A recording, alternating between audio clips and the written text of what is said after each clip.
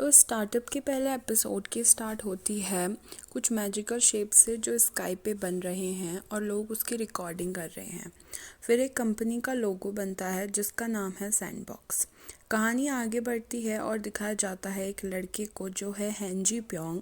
वो ट्रेडमिल पर एक्सरसाइज कर रहा है। वो अपने एआई गैजेट योंगसिल से पूछता है कि मेरे आज का शेड्यूल क्या है। योंगसिल बताता है उसका एक रिले लेक्चर है 2 PM पर सैंडबॉक्स पर। अब वो वेदर पूछता है पर योंगसिल बार बार उसका फ्यूचर बताने लगता है। बार बार वेदर पूछने पर भी योंगसिल उसे बताता है कि आज वो कोई ऐसे इंसान से मिलेगा जिससे उसकी मीटिंग पास्ट में हो चुकी है, वो भी एक अनएक्सपेक्टेड प्लेस पर। अब दूसरा कैरेक्टर दिखाया जाता है सीओ डेलमी जो बाथरूम में अपनी रंग उतरी हील पर ब्लैक मार्कर लगा रही है। तीसरा कैरेक्टर दिखाया जाता है वॉन एंड जे जो एयरपोर्ट से सेम रिले लेक्चर पर जा रही होती है। तीनों ही रिले लेक्चर पर जा रहे होते हैं जो सैंडबॉक्स पे हो रहा होता है। अब रिले लेक्चर पर वॉन एंड जे से रिपोर्टर पूछता है, आप अपने हेट कमेंट्स के बारे में क्या सोचती हैं?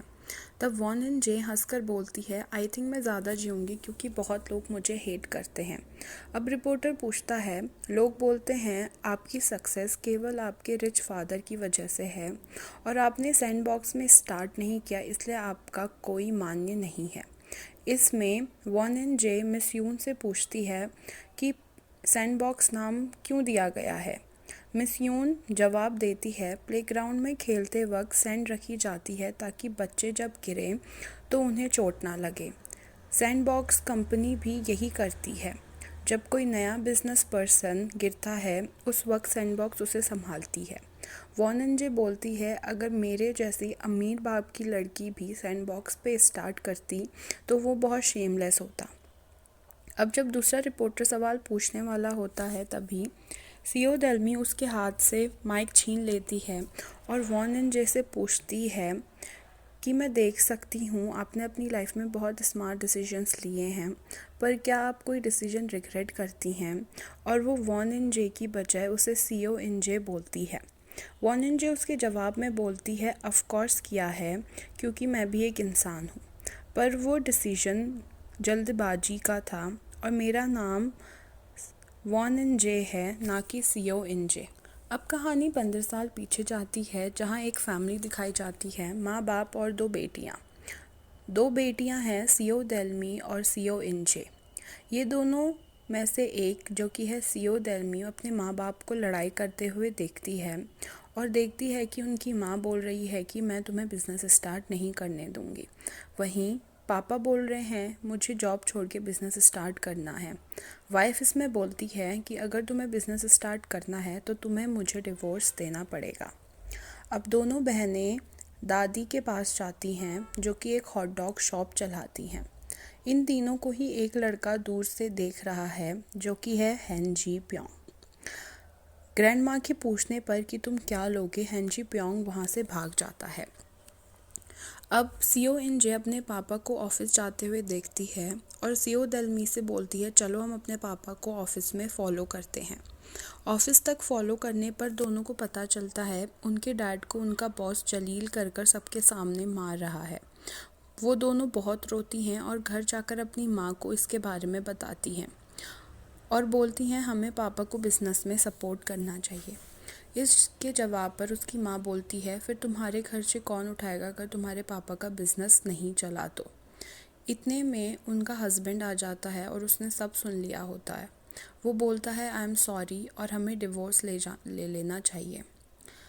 वाइफ भी मान जाती है पर वो बोलती है कि तुम दोनों में से एक को मेरे साथ और एक को डैड के साथ रहना होगा। सीओ एन जे अपनी माँ को चुनती है और सीओ डेलमी अपने डैड को। अब दिखाया जाता है हेंजी प्योंग को जो कि अब उसके साइड का फ्लैशबैक चल रहा होता है। वो एक अनाथ लड़का है और एडल्ट हो जाने पर 2 मिलियन वॉन देकर उसको अनाथालय से निकाल दिया जाता है, पर उसके पास 2 मिलियन डिपॉजिट होते हैं, इसलिए वो सोचता है मैं कुछ रेंट पर ले लेता हूँ। ब्रोकर उसे अपार्टमेंट दिखाता है पर वो 150,000 रेंट का होता है और उसके पास केवल 2 मिलियन वॉन होते हैं जो कि डिपॉजिट के लिए चाहिए होते हैं। तो हेंजी प्योंग वो अपार्टमेंट नहीं लेता।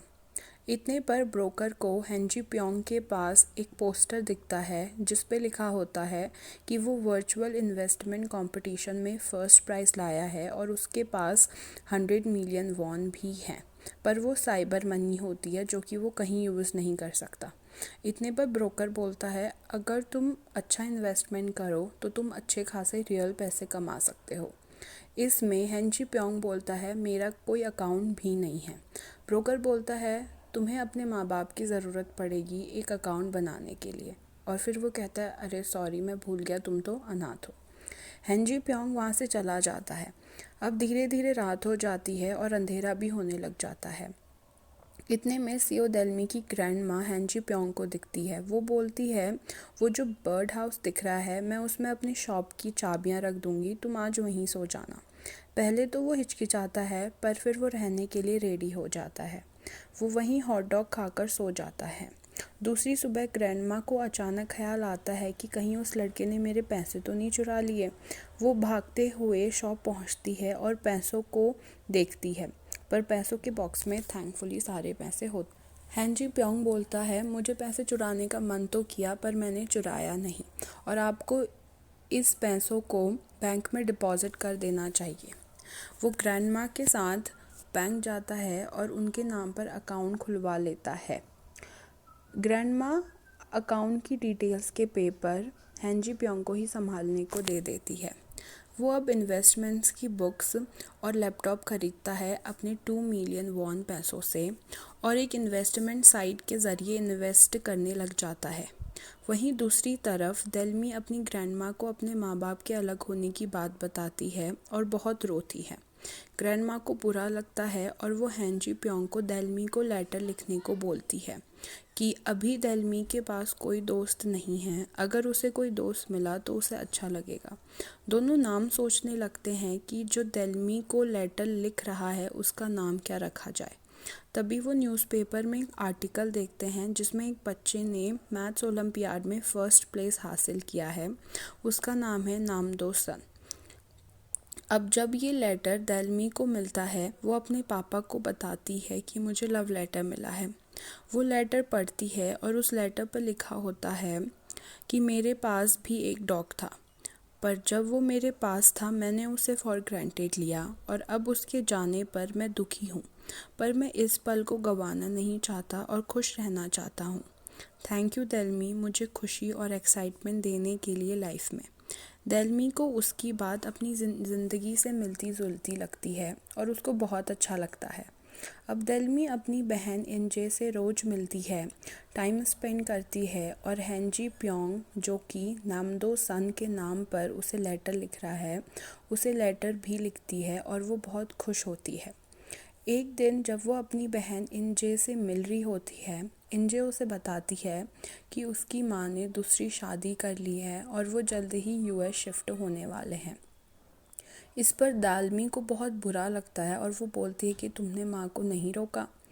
इंजे इस पे बोलती है मेरे जो स्टेप डैड हैं वो बहुत अमीर हैं, उन्होंने हमें बताया कि लाइफ बहुत इजी हो सकती है। हम बड़े बड़े शॉपिंग मॉल्स में जाते हैं, महंगा खाना खाते हैं और हमारी लाइफस्टाइल अब बहुत अच्छी हो गई है। डेलमी को इस पर गुस्सा आता है कि डैड इतनी मेहनत कर रहे हैं ताकि वो तुम दोनों को वापस बुला सके, और फिर उसके बाद इंजे ये बोलकर चली जाती है कि मैं यूएस शिफ्ट हो रही हूँ अपनी माँ के साथ। डेलमी को बहुत गुस्सा आता है और वो अपनी बहन के बाल खींचने दौड़ती है और वो दोनों लड़ाई करने लग जाते हैं। इतने में अब कहानी प्रेजेंट में आ जाती है और अब दोनों कैफ़े में बात कर रहे हैं। इंजे अपनी बहन से सवाल पूछने लग जाती है कि क्या आज भी तुम ग्रैंडमा के टुकड़ों में पलते हो और तुम क्या करती हो, क्या तुम्हारा बॉयफ्रेंड है। इसमें डेलमी झूठ जवाब देती है कि नहीं मेरा खुद का काम है, मैं बिज़नेस स्टार्ट करने वाली हूँ और मेरा बॉयफ्रेंड भी है जो है नामदो सन। कैफ़े से कार तक जाते वक्त वो दोनों बात करते हैं और इंजे बोलती है मेरी एक सक्सेस पार्टी है, उसमें तुम आना और वहाँ पे काफ़ी सारे बिज़नेस पीपल होंगे जिससे इंटरेक्ट करके तुम्हारे बिज़नेस को फ़ायदा होगा। वहीं दालमी बोलती है मुझे तुम्हारी हेल्प की ज़रूरत नहीं। इंजे बोलती है कि तुम प्लीज़ आना और अपने बॉयफ्रेंड नामदो सन को भी साथ में लेकर आना। इसमें दालमी बोलती है, मैं उसे क्यों साथ में लेके आऊँ। इंजे कार में एंटर करते हुए कहती है कि मुझे पता है तुमने मुझसे झूठ बोला, तुम आज भी ग्रैंडमा की शॉप में काम करती हो, तुम्हें काफ़ी पैसे नहीं मिलते हैं और तुमने अपनी हील को रंग किया हुआ है। थैंक यू मुझे दूसरा ऑप्शन दिखाने के लिए, क्योंकि मैं हमेशा रिग्रेट करती थी कि मैंने माँ को चुना और पापा को नहीं। पर आज मैं खुश हूँ क्योंकि मैं बहुत अच्छी लाइफ जी रही हूँ और तुम्हें देख के मुझे अब कोई रिग्रेट नहीं हो रहा। ये बात सुन के दालमी को बहुत गुस्सा आता है और वो भाग के इंजे की कार को रोक लेती है और बोलती है कि पार्टी कहाँ है और कितने बजे हैं। मैं और नामदो सन दोनों तुम्हारी पार्टी अटेंड करने आएंगे। अब वो घर जाते वक्त काफ़ी पागलों जैसी हरकतें करती है क्योंकि उसने झूठ बोला है और वो नामदो सन को सारे सोशल मीडिया पे देखती है पर उसे कोई नहीं मिलता। दूर से हेंजी प्योंग उसे देख रहा होता है। हेंजी प्योंग उसे फॉलो करता है और उसे दिखता है वही ग्रैंड माँ जिन्होंने उसकी बचपन पे हेल्प की थी। अब हेंजी प्योंग फिर से फ्लैशबैक पे चला जाता है। हेंजी प्योंग फ्लैशबैक में एक अपार्टमेंट लेने जा रहा है और उसको उस फ्लैट के लिए पैसे चाहिए। अब उसने इन्वेस्टमेंट करके अपने काफ़ी सारे पैसे बनाए हैं। वहीं दूसरी तरफ ग्रैंडमा अपने अकाउंट से सारे पैसे निकालने के लिए बैंक जाती है और पाती है कि उसके अकाउंट में 8 मिलियन वॉन की जगह 80 मिलियन वॉन है। वो बहुत सरप्राइज हो जाती है और उसको एक ख्याल भी आता है कि ये शायद हेंजी प्योंग के ही पैसे हैं। वो सारे के सारे पैसे निकाल लेती है। जब हेंजी प्योंग एटीएम में जाके पैसे निकाल रहा होता है तो दिखाई जाता है कि ये अकाउंट तो क्लोज़ हो गया है। वो बहुत गुस्से में दौड़ के ग्रैंडमा की शॉप में जा रही होता है और वो दूर से देखता है कि ग्रैंडमा अपने बेटे को एक थैली में पैसे दे रही है। वो सोचता है कि ग्रैंडमा ने अपने बेटे को उसके हिस्से के पैसे दिए हैं। उनका बेटा वहाँ से पैसे लेकर चला जाता है और उसको बस पकड़नी होती है। बस पकड़ते वक्त जब वो भाग रहा होता है उसका एक्सीडेंट हो जाता है और उसके सर पे से खून निकलने लग जाता है। पर जैसे कि उसको एक इम्पॉर्टेंट इन्वेस्टमेंट मीटिंग अटेंड करनी है, वो चोट की परवाह ना किए बिना बस में जाकर बैठ जाता है। मीटिंग स्टार्ट होने पर वो अपना प्लान समझाता है और इन्वेस्टर्स पूछते हैं कि हमें इसमें फ़ायदा कब मिलने लग जाएगा। तब ही वो बोलता है कि इन्वेस्टर्स में से ज़्यादा मुझे इंटरेस्ट है लोगों को अपनी तरफ अट्रैक्ट करने में। जितने ज़्यादा यूज़र्स होंगे उतना ही ज़्यादा बाद में प्रॉफिट होगा। इन्वेस्टर्स उसकी बात मान जाते हैं और उसका प्लान एक्सेप्ट कर लेते हैं। तभी वो अपनी बेटी को दालमी को कॉल करता है। दालमी उसे सच बताना चाहती है पर अपनी पापा की खुशी देखकर वो वहीं पे रुक जाती है और बोलती है कि मुझे फ्राइड चिकन खाने हैं, आप आते हुए मिले फ्राइड चिकन्स लेके आना। तभी वो दोनों वो और जो उनका इन्वेस्टर है मिस यून, ये मिस यून वही हैं जिन्होंने सैंडबॉक्स का एक्सप्लेनेशन दिया था। ये दोनों लिफ्ट पर जाते हैं और मिस यून यही पूछती हैं कि सैंडबॉक्स क्यों। तो दालमी के पापा बोलते हैं कि सैंडबॉक्स इसलिए क्योंकि जब मेरी बच्ची छोटी थी और वो गिर गई, उसको कंक्रीट सीमेंट पर चोट लग गई और उसने हमें आइडिया दिया कि हमें सैंड बिछानी चाहिए ताकि बच्चों को चोट ना लगे। मुझे वहीं से आइडिया आया कि सैंडबॉक्स ही इसका नाम होना चाहिए कि गिरने पर वो उसे लोगों को बचाता है। वहीं दूसरी तरफ हेंजी प्योंग ग्रैंडमा के पास जाकर बहुत गुस्से में बोलता है कि मैं एक अनाथ हूँ, मैं अनाथालय से आया हूँ, ना ही मैं बड़ा हूँ ना ही मैं छोटा हूँ, मैं एक अकाउंट तक नहीं खोल सकता और आपने मेरी मजबूरी का फ़ायदा उठाया है। मैं आपके साथ इसलिए नहीं रहा क्योंकि आप मुझे पसंद थी, पर मैंने आपका यूज़ किया है क्योंकि मेरे पास और कोई रास्ता नहीं था। इतने में ग्रैंडमा अपनी शॉप में जाकर एक पैसों से भरी हुई थैली लेकर आती है और हेंजी प्योंग को दे देती है। ये वही पैसे हैं जो हेंजी प्योंग ने कमाए हैं और ग्रैंड माँ ने अपने बेटे को अपने हिस्से के पैसे दिए होते हैं, ना कि हेंजी प्योंग के। हेंजी प्योंग बोलता है मैं अब सियोल जा रहा हूँ और वहाँ ही रहूँगा। वो सियोल जाने के लिए बस स्टेशन पर जाता है और तभी ग्रैंडमा आके उसके लिए नए जूते लेकर आती है कि तुम्हारे जो जूते हैं वो ख़राब हो गए हैं और सियोल काफ़ी दूर है तो तुम्हें नए जूतों की ज़रूरत पड़ेगी। हैन जी प्योंग बोलता है कि आपके जितने भी पैसे हैं आप मुझे बता दो, मैं आपको वापस कर दूंगा। इतने में ग्रैंडमा बोलती है कि मुझे कोई भी पैसे रिटर्न में नहीं चाहिए। जाते हुए ग्रैंडमा हैन जी प्योंग से बोलती है, तुम मेरे पास दोबारा से मिलने आना, पर इसलिए मत आना कि तुम सक्सेसफुल होगे क्योंकि मैं तुमसे जलूँगी, पर तुम इसलिए आना जब तुम्हारे पास खाने को कुछ नहीं होगा और रहने के लिए घर नहीं होगा, तब तुम मेरे पास आना। हैन जी प्योंग इमोशनल होके ग्रैंडमा को हक करता है और वहाँ से चले जाता है।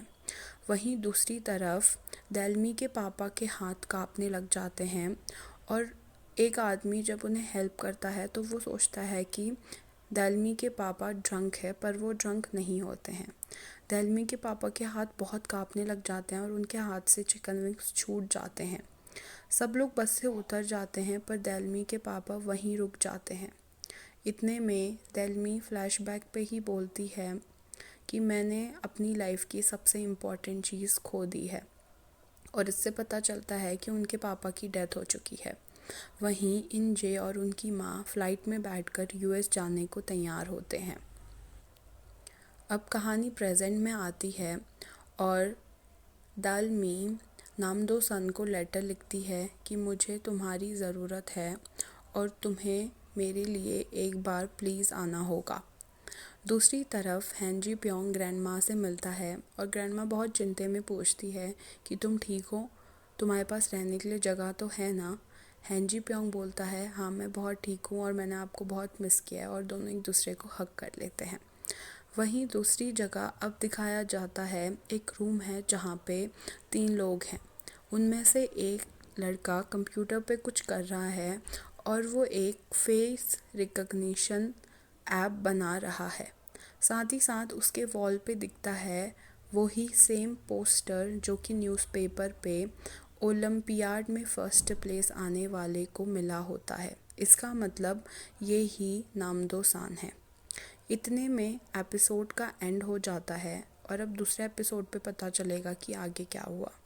ये सीरीज़ बिज़नेस रिलेटेड है और बहुत सारे अच्छे मोमेंट्स भी हैं। ये रोमांटिक भी है और फ़नी भी है, साथ ही साथ इसमें थोड़ा सा सस्पेंस भी है। आप इसे नेटफ्लिक्स पर देख सकते हैं। अगर आप चाहते हैं मैं और भी सारे ड्रामास कवर करूं तो प्लीज़ नीचे कमेंट कीजिए। प्लीज़ मेरे चैनल को सपोर्ट कीजिए ताकि मैं ऐसे ही अच्छे वीडियोस बना